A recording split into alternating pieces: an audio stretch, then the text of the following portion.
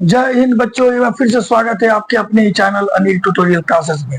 तो बच्चों, जैसा कि आपने थंबनेल देखा और हमारे वीडियो के टाइटल को देखा, आपको समझ में आ गया होगा कि आज हम लोग क्लास 8 का जो एनसीईआरटी बुक है उसका चैप्टर नंबर 3 या 3.1 करने जा रहे हैं बच्चों। इस 3 और 3.1 में दो मैथ्स है। उस दो मैथ को बनाने के पहले देख लीजिए, यहाँ पर जैसे ये मैथ है, इस मैथ में हम लोग को बताना है कि ये कौन सी आकृति है। और जो दूसरा नंबर मैथ है बच्चों, उस दूसरे नंबर मैथ में हम लोग को जो बहुभुज है उस बहुभुज का नामांकन करना है। इसका नाम देना है कि 3 भुजा वाले बहुभुज का नाम क्या होगा, 4 भुजा वाले का क्या होगा और 6 भुजा वाले का क्या होगा।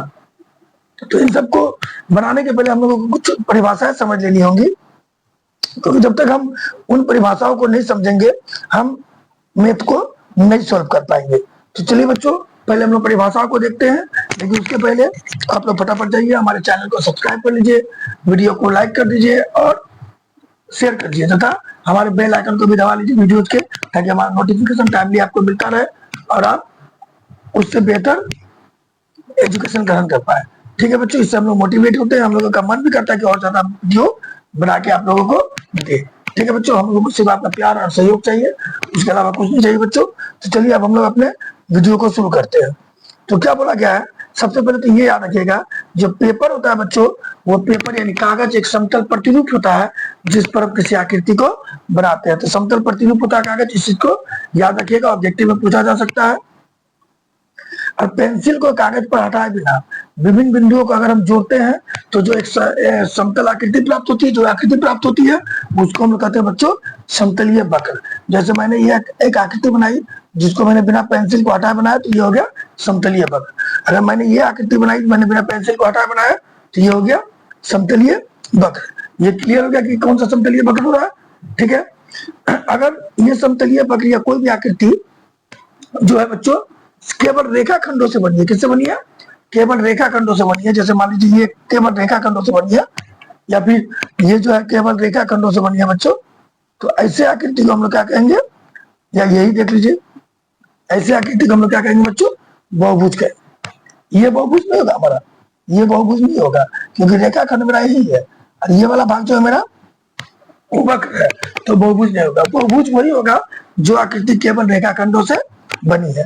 ठीक है बच्चों, अब हम लोग देखते हैं बहुभुज का प्रकार। तो बहुभुज जो बच्चों कई प्रकार के होते हैं।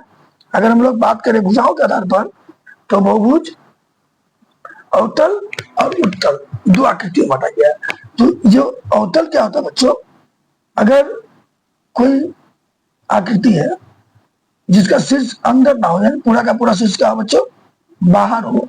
अगर आकृति का शीर्ष क्या है बच्चों, बाहर है, तो वो कैसी आकृति है, वह है उत्तल आकृति। ठीक है, अगर कोई भी आकृति का जो है चित्र में अगर आप गौर करिए, देखिए शीर्ष जो है अंदर की ओर नहीं हो, यानी शीर्ष बाहर निकला है। जैसे ये देख लीजिए शीर्ष मेरा बाहर निकला है, त्रिभुज का देख लीजिए शीर्ष बाहर निकला हुआ है, तो वो कैसी आकृति बच्चों, वह कहलाएगी हमारा उत्तल बहुभुज।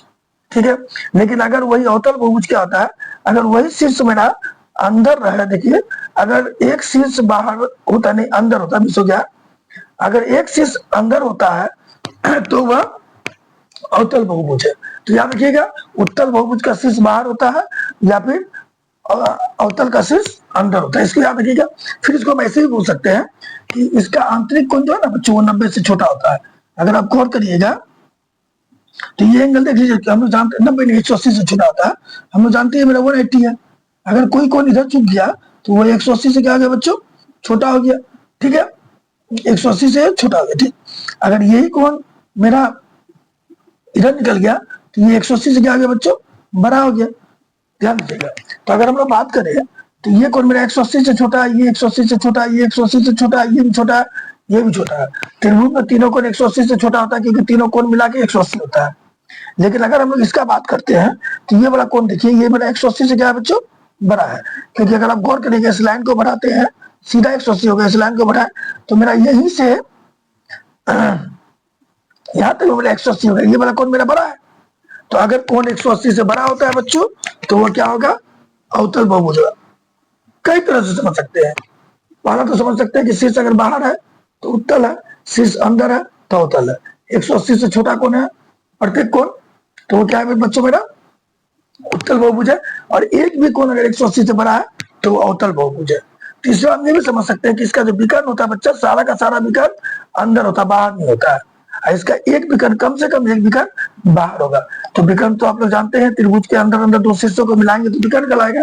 त्रिभुज के किसी भी दो शीर्ष, कोई भी बहुभुज के दो शीर्ष को मिलाएंगे, जैसे ये मैंने बहुभुज बना दिया, ठीक है बच्चों, और इसका मैंने शीर्ष मिलाया, ये यहाँ से यहाँ मिला दिया, ये मिला दिया, ये मिला दिया, सारे के सारे बहुभुज है बच्चों, या फिर यहाँ से यहाँ मिला दिया। अगर आप गौर करिएगा तो इसके जो विकर्ण है, इसके जो सारे शीर्ष है बच्चों, ये जो विकर्ण है अंदर है, यहाँ तो विकर्ण खिंचा ही नहीं जाएगा त्रिभुज में। लेकिन इसका आप देखिए सब, ये विकर्ण तो अंदर खिंच सकते, लेकिन ये विकर्ण मेरा बाहर आ रहा है। ये एक शीर्ष यहाँ, इसको मिलाएंगे तो विकर्ण मेरा बाहर आ जाएगा। तो आप तीनों में से किसी भी ट्रिक्स को अपना सकते हैं। तो मेरे अंदाज तो सबसे बेहतर तरीका वही है कि जो अगर शीर्ष बाहर निकला हुआ है तो वह आकृति उत्तल है, और शीर्ष अंदर घुसा हुआ है तो वह आकृति क्या है बच्चों, अवतल है। इस चीज को ध्यान में रखिएगा। अब हम लोग देखते हैं समबाहुभुज, विषम बहुभुज। ठीक है बच्चों, समबाहुभुज का मतलब था वह बहुभुज जिसके अंदर के सभी कोण समान हो। कौन होगा बच्चों, कोण समान हो। जैसे कि मान लीजिए वर्ग, हमने वर्ग बना दिया, तो वर्ग के बारे में जानते हैं हम लोग, प्रत्येक कोण कितने का होता है बच्चों, वर्ग का 90 का होता है। प्रत्येक कोण कितने का होता है, 90 का होता है। समबाहु त्रिभुज बना दिया, प्रत्येक कोण कितने का होता है बच्चों, 60 का होता है।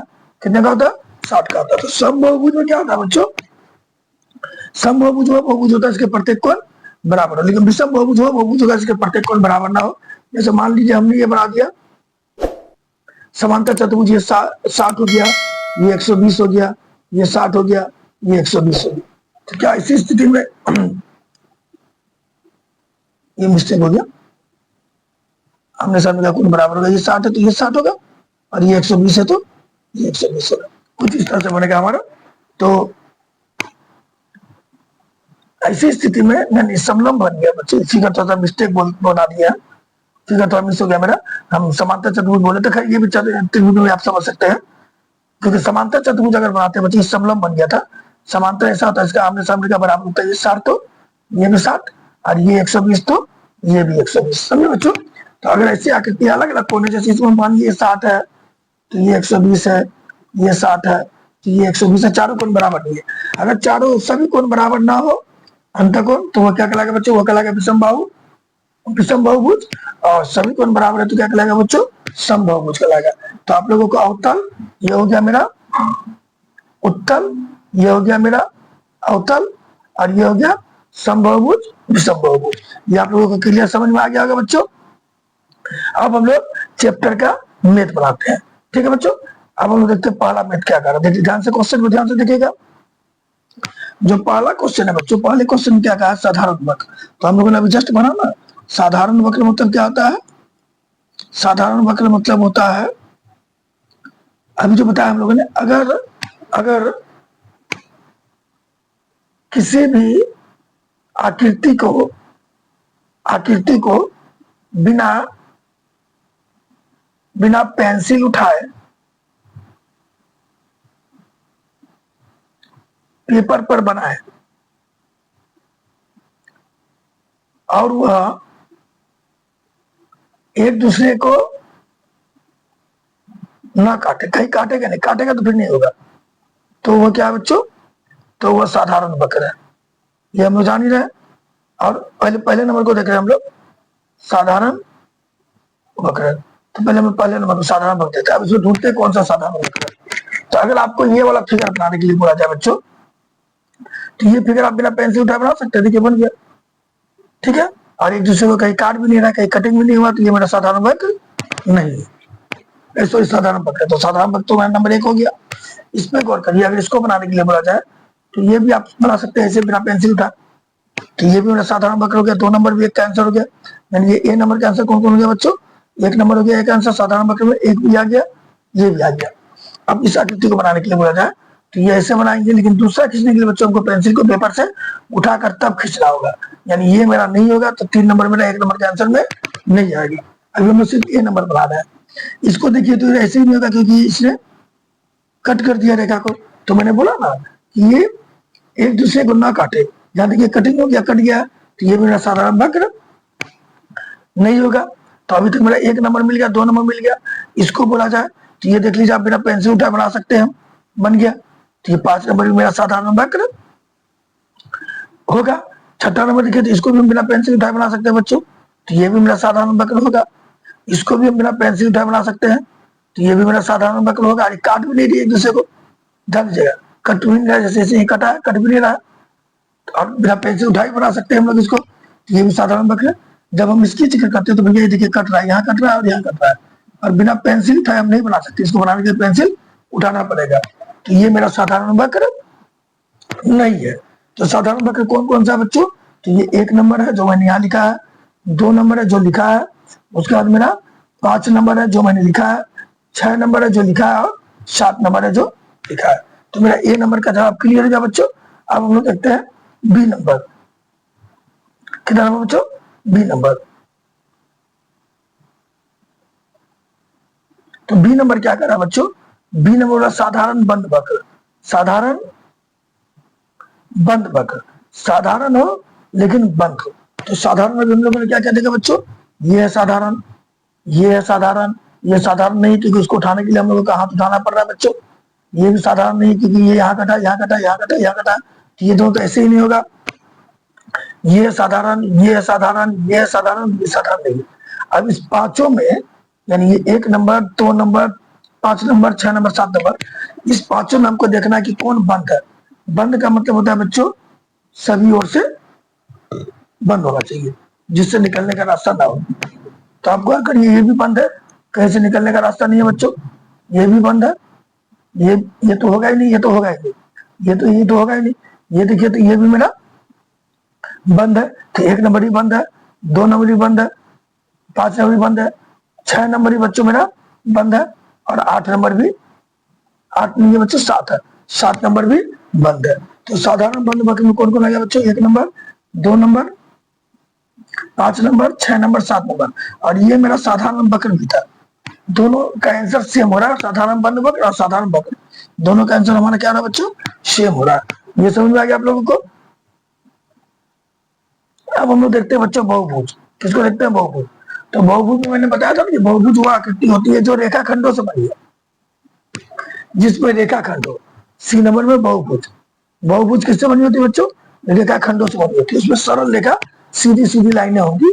तो आप देखिए, इसमें मेरा सरल रेखा है, तो ये मेरा बहुभुज है 1 नंबर, इसमें मेरा सरल रेखा है बच्चों, ये भी बहुभुज है मेरा 2 नंबर, इसमें सरल रेखा नहीं है, ये बहुभुज नहीं होगा। और ये तो मेरा बहुभुज होगा ही नहीं, क्यों नहीं होगा, क्योंकि ये साधारण वक्र भी नहीं है और बंद वक्र भी नहीं है, तो ये भी मेरा बहुभुज नहीं होगा, क्योंकि बहुभुज एक दूसरे को काटती नहीं है। ये भी बहुभुज नहीं होगा क्योंकि रेखाखंड से नहीं बनी है। ये भी बहुभुज नहीं होगा क्योंकि यहाँ वक्र है, यहाँ वक्र है। ये भी बहुभुज नहीं होगा क्योंकि यहाँ पर वक्र है, इधर रेखाखंड है लेकिन ये वक्र है, और ये तो बहुभुज होगा ही। ठीक है, तो जो बहुभुज की गिनती में आएगा मेरा क्या आएगा बच्चों, 1 नंबर और 2 नंबर, ये 2 ही मेरा बहुभुज होगा बच्चों। सी नंबर का आंसर 1 और 2 होगा। ठीक है, अब हम लोग देखते हैं डी नंबर, क्या देखते हैं बच्चों, डी नंबर। डी नंबर में क्या बोला, उत्तल। तो मैंने आपको बोला ना कि अगर किसी आकृति में बाहर की ओर निकला रहे तो उत्तल, और अंदर की ओर रहे तो अवतल। अंदर की ओर है तो क्या होगा बच्चों, अवतल होगा, और बाहर की ओर है तो क्या होगा, उत्तल होगा। ये हम लोगों ने देखा, बाहर की ओर क्या होता है बच्चों, उत्तल होता है, और अंदर की ओर अवतल होता है। तो डी नंबर में उत्तल ढूंढा है, और ई नंबर में हमको ढूंढा है अवतल। तो आप अगर गौर करिएगा तो ये अंदर की ओर है, क्या बच्चों, अंदर की ओर है। तो अंदर की ओर है तो ये क्या होगा बच्चों, ये तो मेरा उत्तल होगा नहीं, उत्तल में क्या होता है, बाहर की ओर होता है। तो आप अगर आप गौर करिएगा तो इसका शीर्ष बाहर की ओर है, तो उत्तल में हमारा कौन सा नंबर होगा, डी का आंसर 2 नंबर होगा। और ई में अवतल तुमने बोला बच्चों, तो अवतल अंदर की ओर होता है, तो अंदर किसमें मेरा 1 नंबर में है, तो ई का आंसर मेरा 1 नंबर होगा। तो ये आप लोगों को क्लियर समझ में आ गया बच्चों, 3.1 का हिसाब पूरा बन गया। अब हम लोग देखते हैं इसका 2 नंबर में, जो 2 नंबर में क्या करा वो देखते हैं बच्चों। 2 नंबर ने बोला है, 2 नंबर ने बोला है समबाहुभुज का नाम बताए। तो नंबर 1 है बच्चों 3 भुजा हो। अगर हम 3 भुजा वाला बात करें, तीनों भुजा बराबर हो, तो तीनों भुजा बराबर होगा, 3 भुजा होगा, तो ये बनेगा बच्चों हम लोगों का। ठीक है, ये बनेगा, और ये तीनों भुजा बराबर हो, तो ये क्या बन गया बच्चों, ये बन गया त्रिभुज, त्रिभुज बन गया। लेकिन ये तीनों भुजा बराबर है इसका, तो ये बन जाएगा समबाहु त्रिभुज। तो नंबर 1 का आंसर क्या होगा, समबाहु त्रिभुज।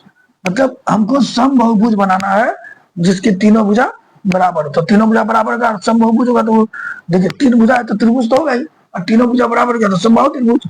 जैसे नंबर 2 में बोला है चार भुजा हो और चारों भुजा क्या होगा बच्चों, एक समबाहुभुज का नाम बताया जिसमें समबाहुभुज है। समबाहुभुज मतलब चारों भुजा बराबर है। तो अगर हम चारों भुजा को ऐसे बराबर करते हैं बच्चों, ये भुजा ये भुजा ये भुजा बराबर है तो ये समबाहुभुज होगा। तो समबाहुभुज है, चारों भुजा बराबर है तो समबाहुभुज तो होगा ही। याद रखिए सभी भुजा बराबर होंगे तो सभी कोण भी ऑटोमेटिक बराबर हो जाएंगे। तो ये चारों भुजा बराबर बोला है तो ये तो समबाहुभुज होगा, फिक्स है।